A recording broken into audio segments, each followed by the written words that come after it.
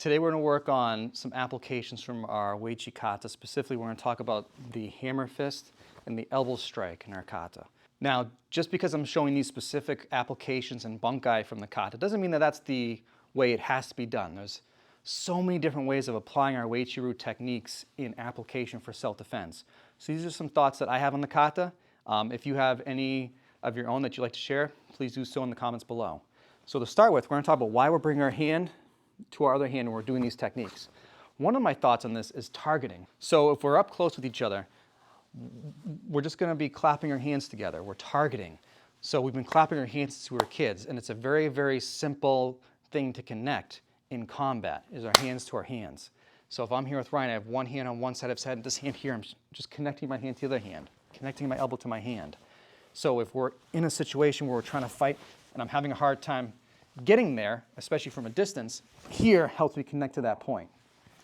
At the same time, it also stops his head movement from going with the flow of the strike, adding a little more power to it.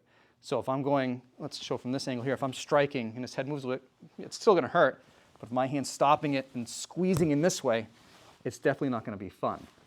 I can also kind of grind in a little bit with that technique and maybe even position his head a little off balance to a more lethal position if I'm able to move it. Because remember, wherever the head goes, the body will also go. So if I'm positioning, you can put your hands up here. If I'm positioning here and I try to get him off balance and just be strong for me, twist him a little bit, get him in that position where I want him. Now, some other variations of this. Just because in the kata we're connecting doesn't mean application it has to connect. So if Ryan attacks me with a punch with his right hand and I'm here, sorry about your face. It's all good. And I'm here, I could try to pull my hands together, but put your other hand up and resist a little bit. It's not really going to work. But I can, just utilizing my Uechi ability to pull down and control, I can just go the opposite direction. So I'm still trying to bring one hand to the other because physically, this hand here, let's just put this hand down just for a second. This hand here is trying to drive to this hand while this hand's pulling him off balance, catching him for that strike. Show him from this point of view here. He attacks me, I'm here, pull, and strike at the same time. I'm still trying to drive this down to this hand. This hand just has to be coming down in that direction as well.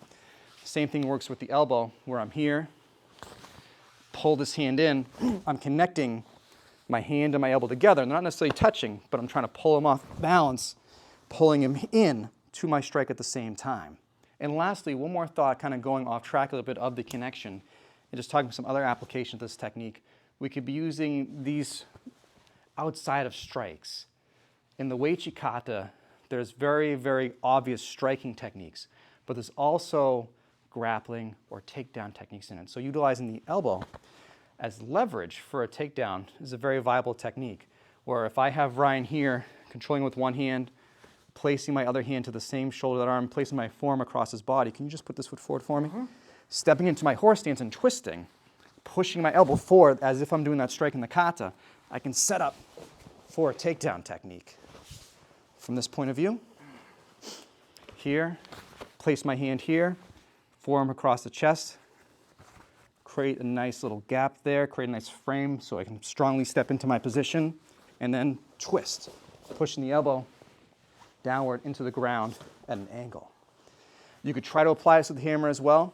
I don't think you'll have the same amount of leverage as you would with the forearm and the elbow, but trying to step across here, maybe using, instead of the hammer, controlling the head, grabbing the hair if they have enough to do that, or just trying to hook around the neck.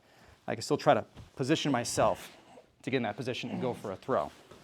Maybe not as effective, maybe depends situationally, but it's still an option you can play with when practicing your Bunkai techniques. Thank you for watching. I hope you enjoyed this video, and I hope you can apply these techniques to your Uechi training. I'll see you next time.